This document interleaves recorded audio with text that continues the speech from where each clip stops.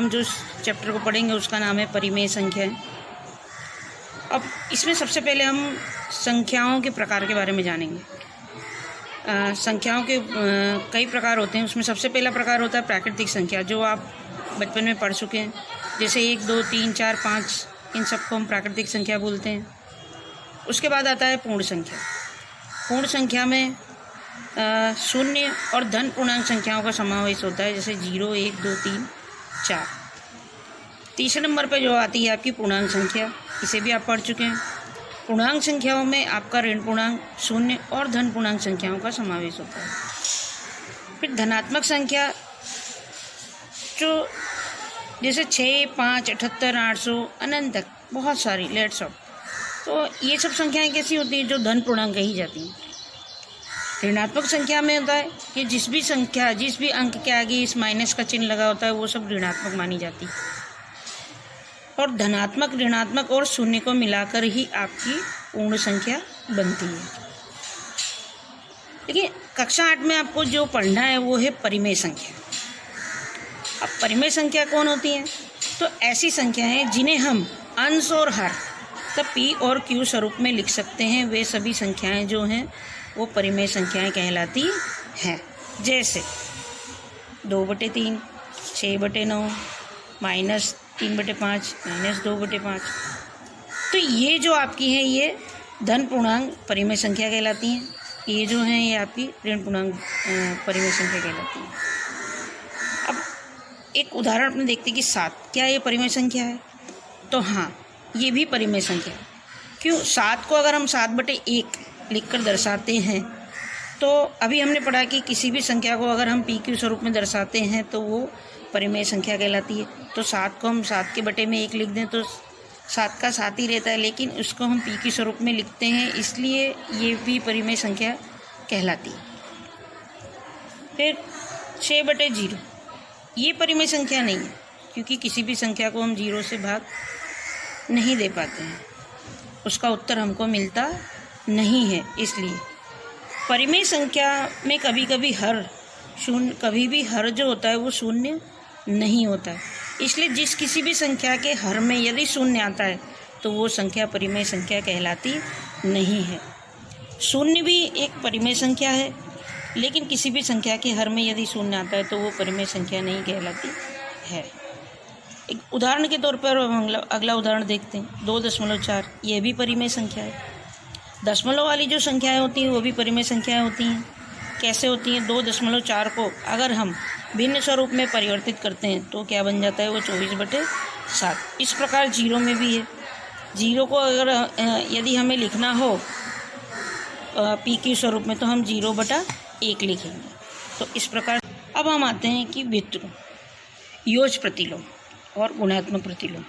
योज प्रतिलोम का मतलब होता है सीधी सादी अपनी भाषा विरोधी। गुणात्मक प्रतिलोम का मतलब होता है विलोम। पहले हम इस चीज़ को देखते हैं। 6/11, इसका विरोधी हमको करना है तो क्या बन जाएगा? -6/11। और -2/3 जो है उसका विरोधी आपको करना है तो 2/।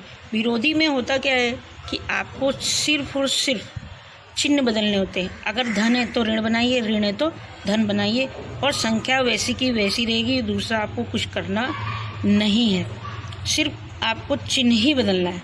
इसके अलावा आपको कोई भी अदर चीज़ नहीं करनी है। तो बस आपको सिर्फ ये करना है कि प्लस है तो माइनस करें, माइनस है तो प्लस है, और जैसा है वो वैसा का वैसा ही लिखें। विलोम में क्या होता है? विलोम में इसका उल्टा होता है। 7/5, तो ऊपर अंश और हर को आपको बदल देना है। 5/7 हो गया। माइनस की संख्या हो या प्लस की, उससे कोई मतलब नहीं होता, सिर्फ आप संख्या को पलट दें। -4/6 का विलोम जैसे हो जाएगा -6/4। विलोम और विरोधी में बच्चे हमेशा कन्फ्यूज होते हैं। तकलीफ ये होती है कि उन्हें ये ध्यान ही नहीं रहता कि कहाँ हम चिन्ह बदले, कहाँ। विलोम में ये कि हमेशा आप संख्या को उल्टा कर दें, बदल दें, लेकिन चिन्ह वही का वही रहता है। माइनस है तो माइनस रहेगा, प्लस है तो प्लस रहेगा। और विरोधी में ऐसा होता है कि सिर्फ चिन्ह बदलना होता है, संख्या नहीं बदलनी होती। अब हम देखें शून्य की भूमिका। शून्य की भूमिका बहुत महत्व रखती है। आप सबको पता होगा कि शून्य की खोज जो है वो हमारे भारत देश में हुई थी, आर्यभट्ट जी ने करी थी। तो शून्य में ऐसा है कि 0, 2 धन 0, यानी 2 में किसी भी संख्या में आप शून्य जोड़ें या शून्य में कोई संख्या जोड़ें, उत्तर वही का वही आना है। फिर वो अगर वो प्लस हो या माइनस हो, तो शून्य जो है वो जोड़ के लिए कैसी संख्या मानी जाती? तटस्थ संख्या मानी जाती है। अब एक की भूमिका की बात करें तो किसी भी संख्या या किसी भी अंक में आप 1 का गुणा करें या 1 में आप किसी भी संख्या किसी भी अंक का गुणा करें, उत्तर वही का वही आना हो। भले वो माइनस हो तो माइनस में उत्तर आएगा, प्लस है तो प्लस में उत्तर आएगा, लेकिन संख्या जो है वो वही की वही रहेगी। यानी गुणा के लिए तटस्थ संख्या जो है वो 1 मानी जाती है। अब तटस्थ संख्या का मतलब ये है कि तटस्थ संख्या ऐसी संख्या होती है जिसके होने से संख्या के मूल वैल्यू में कोई कमी भी नहीं होती, वो जैसी है वैसी की वैसी ही रहती है, इसलिए उन्हें तटस्थ संख्या बोला जाता है। अब हम संख्या रेखा को, परिमेय संख्या को संख्या रेखा पर दर्शाना सीखेंगे। कैसे? संख्या रेखा जनरली हमने संख्या रेखा कक्षा 6 में पढ़ी हुई है। संख्या रेखा पढ़ने में ये कि ये हमने करा, ये संख्या रेखा बनाई, इसमें बीच में हम 0 ले लेते हैं। शून्य के जो हमेशा दाईं ओर होती है वो कैसी संख्याएं आती हैं? धनात्मक आती हैं।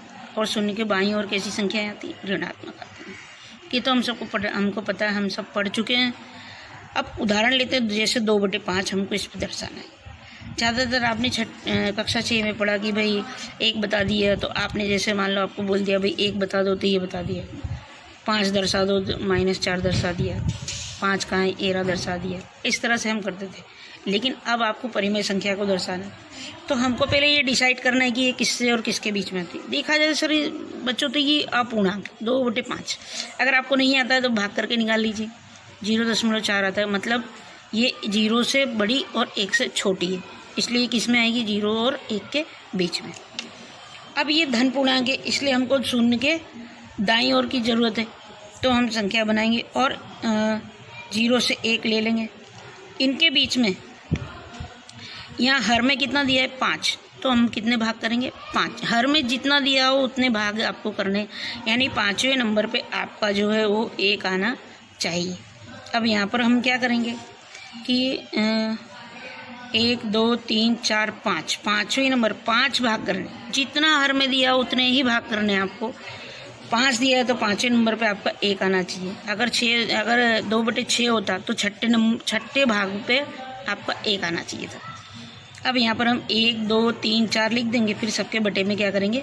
5 लिख देंगे। अब हमको 2/5 दर्शाना है, तो ये हमारा 2/5 यहाँ पर हमने, आप ऐसा भी कर दें तो भी चलेगा, और अगर आपको ऐसा राउंड ऑफ करना है तो भी आप कर सकते हैं। इसी तरह से ये रहा 1 सही 3/4। अब यहाँ पर हम देखेंगे 1 जो है वो क्या है? पूरा है, और 3/4 जो क्या है? अपूर्णांक। लेकिन 1 तो पूरा है, इसलिए ये किसके किसके बीच में आएगी? इसलिए ये 1 से 2 के बीच में आएगी। यही संख्या यदि ऋण होती बराबर, तो ये किस में आती? -1 और -1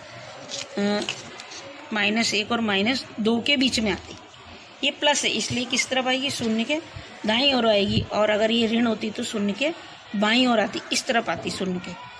अब ये 1 और 2 के बीच में आएगी, तो हम संख्या रेखा किस में बनाएंगे? 1 और 2 के बीच में बनाएंगे। कितना है नीचे? यहाँ बटे में, हर में 4 है, हम इसके कितने भाग करेंगे? 4। यानी चौथे नंबर पे आपका क्या आना चाहिए? 2 आना चाहिए चौथे भाग पर। तो ये 1 2 3 लिखा, बटे में सबके 4 लिख दो, और फिर बाद में इसको ऐसा।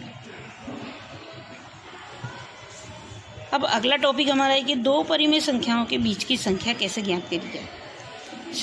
जनरली हमने सीखा भी 4 से 7 के बीच की संख्या जो है तो वो कैसे होगी। आपको कोई पूछे 4 से 7 के बीच की संख्या, आप क्या बताएंगे? ये 4 से 7 के बीच में तो 5 आता है, 6 आता है। इसी प्रकार -2/5 और 1/2 के बीच की परिमेय संख्या कौन सी होंगी? तो यहाँ पर दोनों के हम हर देखें तो दोनों के हर जो हैं वो असमान है। तो हम सबसे पहले क्या करेंगे? इनके हरों को क्या करेंगे? समान करेंगे। अब इनके हर को समान करने के हम इनका लसापा लेंगे। इसका लसापा जो है 5 और 2 का लसापा कितना आता है? 10 आता है। तो यहाँ -2/5 को हम हर समान करने के लिए 2 से गुणा करेंगे, तो -2 × 2 यानी -4, 5 दूनी 10। यहाँ पर 1/2 को भी हर समान करेंगे, तो 1 × 5 यानी 5, 2 × 5 यानी 10। अब हमारे पास जो संख्या आई है ये, इसको हम क्या करेंगे, इनके बीच की संख्या ढूंढेंगे। -4/10 और -5/10 के बीच की संख्या कौन कौन सी? -3/10, -2/10, -1/10, 0, 1/10, 2/10, 3/10, 4/10। यदि इनके बीच 10 संख्या ज्ञात करिए। यहाँ पर अपने पास कितनी संख्या है? 1, 2, 3, 4, 5, 6, 7, 8 संख्या है। अगर मान लो आपको ऐसा बोला जाता कि इनके बीच की 10 संख्याओं को ज्ञात करें, तो आप क्या करते? यहाँ पर हर जो हमने 10 बनाया उसको क्या करते? 20 बना देते। मतलब यहाँ पर हम 4 से गुणा करते तो 20 हो जाता। तो इसके बदले यहाँ पर 8 आई, 8 के बदले यहाँ पर कम से कम 16 संख्या आ जाती। उन 16 में से आप किसी भी 20 संख्याओं को आप लिख सकते हैं। तो इसी के साथ अपना ये चैप्टर पूरा होता है। और आइए अब हम अगले टॉपिक की बात करते हैं, आरोही अवरोही क्रम। आरोही अवरोही क्रम जो है वो आप क्या कर रहे हैं? पढ़कर आ चुके हैं। आरोही अवरोही क्रम मतलब चढ़ते, आरोही का मतलब होता है चढ़ते और अवरोही का मतलब होता है उतरते क्रम में। जनरली आपने सीखा है बचपन में ही, आपको ये बताया गया है इसमें कि जैसे 2, 9, 8 आपको यहाँ पर एग्जाम्पल है। नॉर्मली अगर आपको इसको चढ़ते क्रम में लिखना है तो आप कैसा लिखेंगे? 2, 8, 9। उतरते क्रम में लिखना है तो इसका उल्टा हो जाता है 9, 8, 2। इस प्रकार से आपको यहाँ पर भिन्न में आपको क्या करना है? ये जो आपका उदाहरण दिया हुआ है 2/5, 7/10, 3/10, 4/5, इस तरह का आपको आरोही और अवरोही क्रम में लिखना है। तो आप किस प्रकार से लिखेंगे? इसके लिए सबसे पहले आपको क्या करना पड़ेगा? एलसीएम लेना पड़ेगा, मतलब लसप लेना पड़ेगा आपको। लसप लेने के लिए हम क्या करेंगे कि यहाँ पर देखिए, पहली संख्या हमारी 2/5। सबके हर को हम क्या करेंगे? समान बनाएंगे। इनका हमने लसप लिया तो क्या आया हमारा? 10 लसप आया। यहाँ देखिए, इसमें भी 10 है, इसमें भी 10 है, इसमें 5 है, इसमें 5 है। अगर मैं इसका लसप लेती हूँ, ठीक है, तो 5 दूनी 10, 5 एकम 5, 2 एकम 2। लसपा मेरा कितना आया? एलसीएम जो है मेरा कितना आया? 5 दूनी 10 आया। मतलब इन सब के हर को मैं क्या करूँगी? समान करूँगी। ठीक है, हर जो है मैं इसका समान करूँ।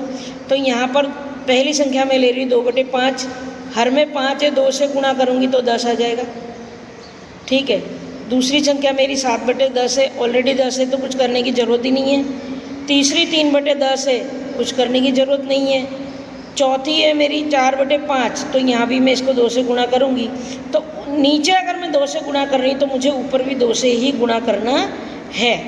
ठीक है, तो 5 दूनी 10 और 2 चौक 8। अब मेरे पास नई संख्या क्या क्या आ गई? 4/10, 7/10, 3/10, 8/10। इसके आधार पर मैं चढ़ते और उतरते क्रम में इसको बताऊंगी। आरोही क्रम मतलब चढ़ते क्रम में मुझे इसको लिखना है। तो बना ये है, लेकिन मुझे आंसर किसका लिखना है? जो क्वेश्चन में दिया गया है उसके ऊपर मुझे इसका आंसर लिखना है। तो क्वेश्चन में मेरा 3/10 सबसे छोटा है, तो ये रहा। फिर क्या आएगा? 4/10 है, तो 4/10 किसका बन रहा है? 2/5 का, तो यहाँ 2/5 आया। फिर 7/10 आया, फिर 4/5 आया। अगर यही चीज़ मुझे अवरोही क्रम में बोली जाए तो मुझे करना वही है, एलसीएम लेना है, उनके हरों को समान करना है, उसके बाद में उसको चेंज करना है जहाँ पड़ता है उनके, फिर उसको अवरोही क्रम में लिखना है। तो यहाँ पर ऐसा होगा तो इसका उल्टा हो जाएगा 4/5, 7/10, 2/5, 3/10। अगला टॉपिक है में हमारा जो है वो है भिन्नों का जोड़ घटाव। भिन्नों के जोड़ में भी आपको यही करना है। मान लीजिए पहले आप ऐसा सीखे हुए हैं कि 2/5 धन 1/5। यहाँ पर हमारा हर कैसा है? समान है। जब समान हर होता है तो बहुत ईजी हो जाता है, जोड़ करते हैं बिल्कुल इस तरह करना बहुत ईजी है। ठीक है, हर में 5 है हमारा, ऊपर की संख्याओं को क्या करिए 2, बीच में धन है, धन का निशान। घटाव में ये होगा कि धन है वहाँ ऋण होगा, वहाँ पर ऋण हो जाएगा। ठीक है, घटाव है तो ऋण आ जाता है, जोड़ है तो प्लस आ जाता है। यहाँ पर हमको जोड़ करना है तो 2 धन 1 हमारे प्रश्न में जोड़ दिया, इसलिए 2 धन 1/5 बराबर 2, 1, 3/5 हुआ। यहाँ देखिए दूसरा एग्जाम्पल हम देख रहे हैं कि 3/8 धन 5/6। इसको मुझे करना है। यहाँ पर इसका हर 8 है, इसका 6 है, मतलब मुझे इसके हर को समान करना है। अभी हमने ऊपर देखा, हर को समान करने के लिए मुझे इसको क्या करना पड़ेगा? इसका लसपा निकालना पड़ेगा। इसका लसपा मैंने निकाला तो 24 लसपा आता है। ठीक है, अब लसापा निकालने पे मैं क्या करूँगी, इसके हर को समान करूँगी, मतलब पहले हर बराबर करना है। 8 को अगर मैं 3 से गुणा करूँ तो 24 होता है, तो जो चीज़ मैं नीचे कर रही हूँ मुझे ऊपर भी करनी है, तो 3/8 को मैं ऊपर नीचे दोनों तरफ 3 से गुणा करूँगी। यहाँ पर 6 को 4 से गुणा करूँ तो 24 होता है, तो ऊपर भी मैं 4 से गुणा करूँगी। अब क्या हो जाएगा मेरा 5 × 4 6 × 4 हुआ, 3 तियाँ यहाँ पर मेरा क्या आया 9 आया, 8 तियाँ 24 हो गया, 5 चौक 20 और 6 चौक 24 हो गया। प्लस करना है, जोड़ करना है। अब क्या करेंगे 9 धन 20, बीच में प्लस है तो प्लस, माइनस होता है तो माइनस होता है। अभी हम आगे देखेंगे इसका घटाओ, तो बटे 24, 9 और 20 को जोड़ेंगे तो आ जाएगा 29 और 24। यहाँ पर आप देखेंगे 29/24 हमारा उत्तर आ गया, लेकिन यहाँ पर अंश जो है वो क्या है आपका बड़ा है, अंश जो है वो आपका कैसा है बड़ा है। और जब भी आपका अंश बड़ा हो तो उसको आप किस में बदलेंगे, मिश्र संख्या में बदलेंगे। कभी कभी ऐसा होता है कि उत्तर मिश्र संख्या में आता है और हमको पता नहीं होता, हम यहाँ तक की सवाल करके क्या करते हैं छोड़ देते हैं, लेकिन हमारा मेन जो उत्तर है वो क्या है, मान लो ये है, तो हमारे क्या होते हैं आधे नंबर हमारे कट जाते हैं। इसलिए आप कभी भी सवाल में अगर अंश बड़ा है तो उसको मिश्र संख्या में बदलेंगे। मैंने इसको मिश्र संख्या में बदला। मिश्र संख्या में बदलने के लिए मैंने अभी आपको बताया कि भाग देंगे 24 से कम 24, शेष बचा कितना हुआ एक, शेष जो मेरा बचा 29 में से 24 गए 5, तो एक मेरा क्या आ गया भागफल आ गया, तो 1 सही 5/24। तो कभी भी अंश बड़ा हो तो उसको मिश्र संख्या में बदलें, ठीक है। अगर आप नहीं बदलते और आपका मेन उत्तर यही है तो आपके आधे नंबर कट जाएंगे, फिर एग्ज़ाम में भी आपको नंबर मिलेंगे नहीं, इसलिए इस बात का ध्यान रखें। ऐसे सवालों में मिश्र संख्या में भी सवाल आते हैं, जैसे ये आपका 3 सही 2/5 धन 2 सही 3/5, तो ऐसे ही सबको पहले आप क्या करेंगे, इन संख्याओं को सरल भिन्न में बदलेंगे। जैसे 5 तियाँ 15 और 2 17/5 हो गया, बराबर प्लस 4 दूनी 8 और 3 11/4 हो गया। अब इन सवाल को आप हल करेंगे तो जब भी मिश्र संख्या में आए तो उसको सबसे पहले आप क्या करेंगे, सरल भिन्न में बदलेंगे। उसके बाद आप इस तरीके से उनका हर समान करेंगे और फिर उसको जोड़ेंगे। ओके, आइए इसी तरह हम भिन्नों के घटाव को भी देखते हैं। यहाँ हमको दिया 13/2 - 10/2, नॉर्मली हर समान है, 13 - 10 2 बराबर, ठीक है। 13 में से 10 के 3 बचा, 3/2 हमारा उत्तर आ गया। यहाँ पर देखिए इस एग्जाम्पल में देखिए 2/3 - 1/2, तो यहाँ पर इसके जो हर हैं वो कैसे असमान है। लसापा लेकर एलसीएम लेकर हम इसका हर समान करेंगे, तो इन दोनों का लसापा हमारा 6 आया, तो 3 का 2 से गुणा करेंगे तो 6 बनता है, तो ऊपर भी हम 2 से गुणा करेंगे। यहाँ भी यही करेंगे, 3 से यहाँ पर 2 तियाँ 6 होता है, तो यहाँ भी 3 से गुणा करेंगे। गुणा करा हमने 2 दूनी 4/6, माइनस है तो माइनस, प्लस होता है तो प्लस। यहाँ हमारा माइनस, घटाव के बारे में बात करें इसलिए माइनस करेंगे, ठीक है। और सब प्रश्न में भी हमारे माइनस दे रखा है। फिर 1 तियाँ 3 और 2 तियाँ 6, तो अभी हमारा ये आ गया। अब यहाँ पर हम 4 में से 3 घटाएंगे तो हमारा क्या आ जाएगा, 4 में से 3 घटाएंगे तो 1 आ जाएगा, और बटे में जो 6 है वो हमारा, तो हमारा उत्तर क्या आ जाएगा 1/6। और जैसा कि मैंने आपको बताया कि वही बात है कि मान लो ऐसा हो, ठीक है, तो आप उसको क्या करेंगे, सरल भिन्न में पहले बदलेंगे। जब सरल भिन्न में आप बदलेंगे उसको, फिर आप उसका घटाव करेंगे हर समान करने के बाद में।